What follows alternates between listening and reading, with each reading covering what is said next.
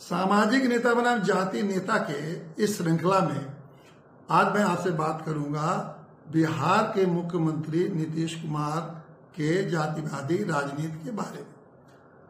नीतीश कुमार जी अपनी राजनीति शुरू की 1971 से। 71 में वो लोहिया जी के जो समाजवादी पार्टी का युवा शाखा था, युवा समाजवादी युवजन सभा, उससे जुड़कर इन्होंने राजनीति की शुरुआत की। बाद में 1974 में वो जयप्रकाश के आंदोलन से जुड़ गए। और अगर दोनों नेताओं के साथ जुड़ने से अगर आप अनुमान लगाइए तो निश्चित रूप से नहीं लगता कि नीतीश कुमार जातिवादी थे, क्योंकि अगर जातिवादी रहते तो इन नेताओं के साथ जो जात को तोड़ने के लिए आंदोलन चला रहे थे उनसे वो नहीं जुड़ते। लेकिन क्या बात हुई कि इतने 70 साल की उम्र हो गई है अब नीतीश कुमार की, तो 70 साल के बाद ने ऐसी क्या जाति कि नीतीश कुमार से वो नीतीश कुर्मी बन गए और कुर्मी बन के वो उन्होंने जात के आधार पर जनगणना की मांग कर दी। अब इसलिए मैं कुर्मी कह रहा हूं कि आप नीतीश कुमार जो कुमार लिखते थे अपने को, अब जब जाति जनगणना होगी तो निश्चित रूप से वो बताएंगे ना कि मैं कुर्मी जात के हूँ, और बड़े अभिमान से कहेंगे कि मैं कुर्मी जात का हूँ। तो ये तो साफ साफ है कि अब वो जातिवादी राजनीति अब आगे करना चाहते हैं, तभी तो उनको अपने को कुर्मी कहलाने की जरूरत पड़ी।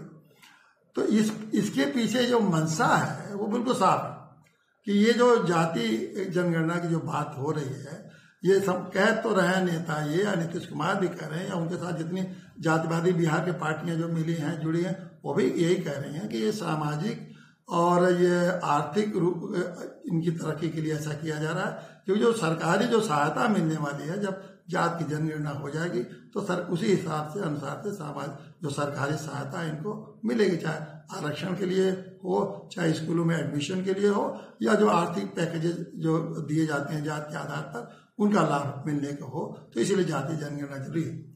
लेकिन आप ये समझ लीजिए कि ये बिल्कुल झूठी बात है।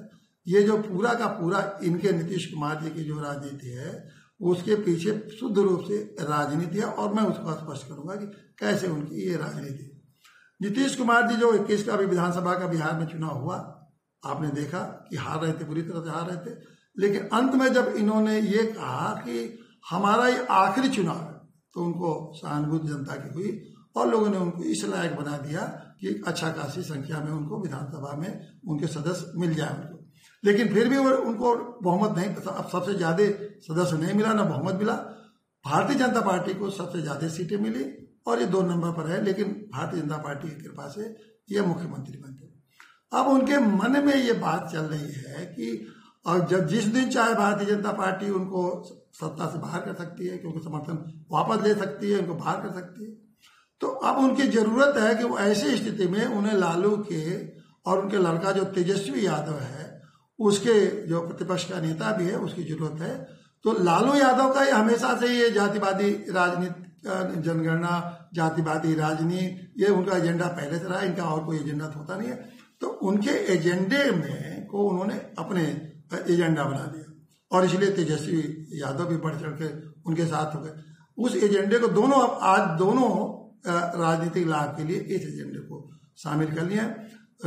नीतीश कुमार को फायदा होगा कि तेजस्वी उनकी सरकार चलवाएंगे, 5 साल समझौता हुआ होगा कि भाई तुम्हारे एजेंडे को हम लेके चल रहे हैं, आप मदद करिएगा। तो अगर भारतीय जनता पार्टी अगर अपना समर्थन वापस लेती है तो तेजस्वी यादव के समर्थन से वो मुख्यमंत्री बन सकते हैं।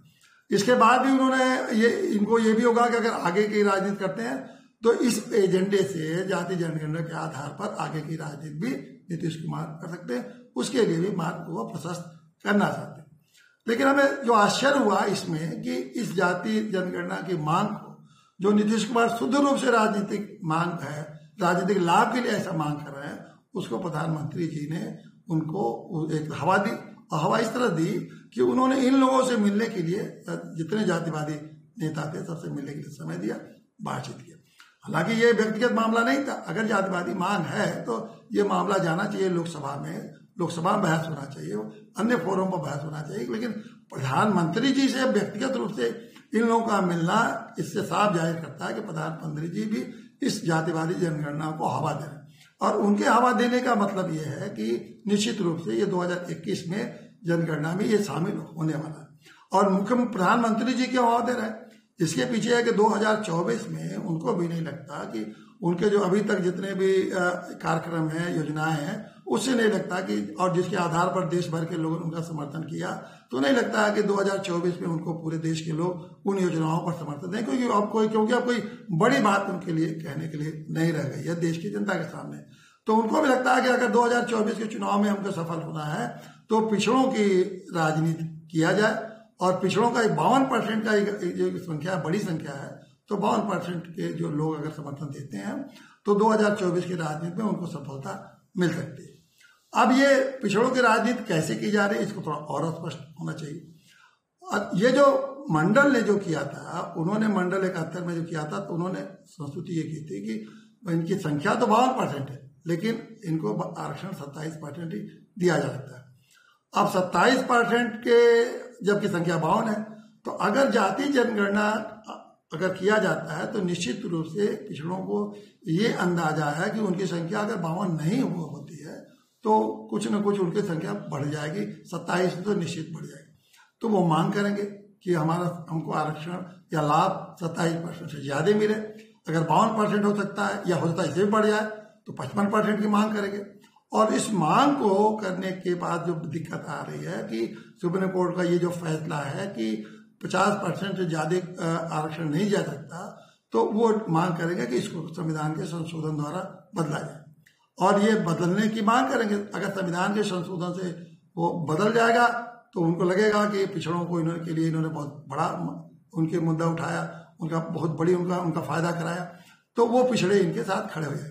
अगर वो नहीं आरक्षण का ये संशोधन नहीं होता है 52% का, इस 50% कोटे को खत्म नहीं किया जाता है, तो वो देश भर में राजनीतिक आंदोलन चलाएंगे कि ये 52% पिछड़ों के साथ अन्याय हो रहा है और पिछड़ों को 52% दिया जाए। तो उसमें एक पिछड़े उनके साथ जुड़ेंगे और 2024 की राजनीति में इन सबको इस मुद्दे पर लेके पिछड़ों का जबरदस्त समर्थन मिल सकता है। सबसे बड़ी बात यह है कि इस पिछड़ों के समर्थन में सभी राजनीतिक पार्टियों का साथ है, क्योंकि सभी समझते हैं कि 52% का जो एक बहुत बड़ा चंक है, बहुत बड़ा संख्या है, अगर इन लोगों को अगर नाराज करेंगे तो हम लोगों को राजनीति में सफलता नहीं मिलेगी। तो इसको ये और इसीलिए प्रधानमंत्री, इसीलिए नीतीश कुमार और दूसरी गैर राजनीतिक पार्टियां सभी को मजबूरी बनती जा रही है कि ये इसका समर्थन करें, और ये निश्चित रूप से इस की जनगणना में मांग के चलिए कि इस जनगणना में ये होने जा रहा है कि जाति जनगणना होगी, इसमें शामिल किया जाए।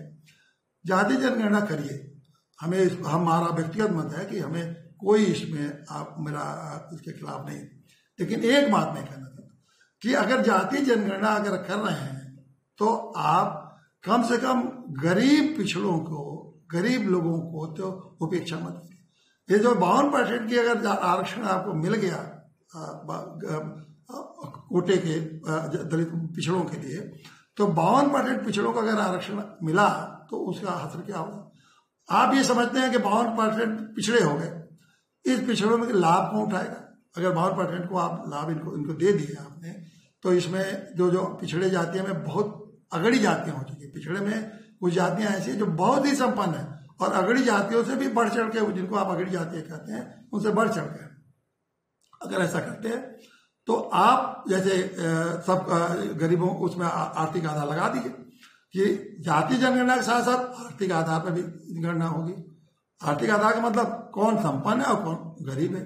अगर ये आकलन करेंगे तो इससे जो पिछड़ों का हित नहीं होगा।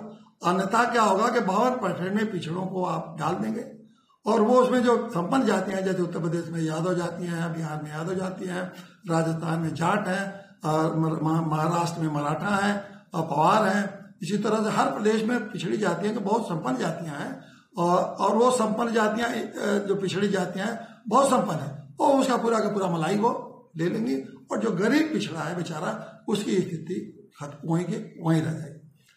और उसकी स्थिति जब रहेगी तो इसके नाम और जिसके नाम पर आप राजनीति करके आरक्षण के नाम पर जिनको जोड़ना चाहते हैं उनको तो कोई लाभ मिलेगा नहीं। मुश्किल से 5 या 10% अगर पिछड़ी जातियों में जो संपन्न लोग हैं इसका सारे के सारे फायदे उठा लेंगे। तो मेरा ये कहना है कि अगर आप जाति जनगणना करते हैं, जो कि होना है, क्योंकि जिस तरह से पिछड़ी जाति की राजनीति चल रही है और खास करके मोदी जी इधर 2-3 सालों से जिस तरह से पिछड़ों के प्रति उनका जो झुकाव हुआ है और जिस तरह से वो पिछड़ों का समर्थन लेने की कोशिश कर रहा है, तो मैं नहीं समझता कि अब जातीय जनगणना को कोई रोक पाएगा। ठीक है, आपके पास सत्ता है और बहुमत है, आप इसको कर सकते हैं, लेकिन आप इतना करिए कि आप कम से कम पिछड़ी जातियों के साथ अन्याय मत करिए, नहीं तो उनके साथ घोर, पिछड़ी जातियों गरीबों के साथ, नहीं तो उनके साथ बहुत घोर अन्याय होगा। वो बेचारे कितने साल तक इंतजार करते रहेंगे अपनी हालात बदलने के लिए। तो अगर आप करते हैं तो उनकी आर्थिक स्थिति को इसमें शामिल करिए। मेरा कहना है कि अगर आर्थिक स्थिति शामिल कर देंगे तो पता लग जाएगा कौन गरीब है। और इतना ही नहीं, मेरा कहना है कि जाति जनगणना हो तो हर जातियों में आर्थिक स्थिति शामिल कर दीजिए, अनुसूचित जात में भी, अनुसूचित जनजात में भी, और अगड़े जातियों का भी अब तो जनगणना करने पड़ेगी, उसमें भी आप शामिल कर दीजिए कि गरीबी का आधार मान लीजिए। और अगर गरीबी का आधार मान लेते हैं तो पता तो लग जाएगा कि देश में कितने गरीब हैं। और हमें वास्तव में अगर ये जो आरक्षण की राजनीति करके जो हम लोगों को लाभ देने की बात करते हैं, लाभ तो मिलता नहीं, कुछ लोगों को, थोड़े से लोगों को मिलता है, उनके नाम पर जो पूरे तरक्की और विकास की जो बात करते हैं उसका साफ पर्दाफाश हो जाएगा कि कितने लोगों को लाभ मिला है, कितने लोग को लाभ नहीं मिला है और कितने लोगों को लाभ मिलना चाहिए, सारी बातें स्पष्ट हो जाएंगी। तो अगर करना है जाति जनगणना, और जो कि होगा, तो मेरा ये कहना है कि उसमें आप आर्थिक आधार पे डाल दीजिए ताकि पता लग जाए कि देश में कितने गरीब लोग हैं और उनको वास्तव में कुछ जो हमारे सरकारी योजनाओं का लाभ देने की आप बात कर रहे हैं, सरकारी नौकरियों में जो लाभ देने की बात कर रहे हैं, वो पूरी तरह से उनको मिले।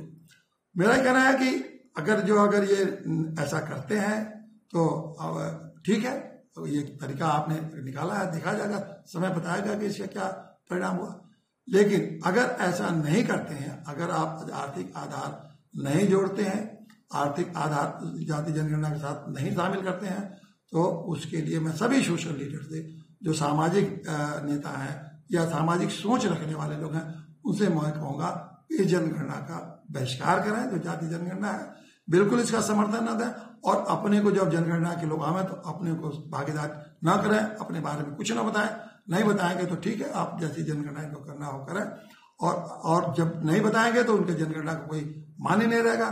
तो सभी सामाजिक नेताओं से, सोशल लीडरों से मेरी विनती है कि इसका पूरी तरह से बहिष्कार करिए अगर जाति जनगणना होती है। लेकिन उसका उस समय अगर जाति जनगणना के साथ या आर्थिक आधार कभी जनगणना की जाती है तो आप सहयोग करिए। ये हमारे इसमें समझते हो कि इसमें कोई बुराई नहीं है, हमें इसका सहयोग करना चाहिए। वंदे मातरम।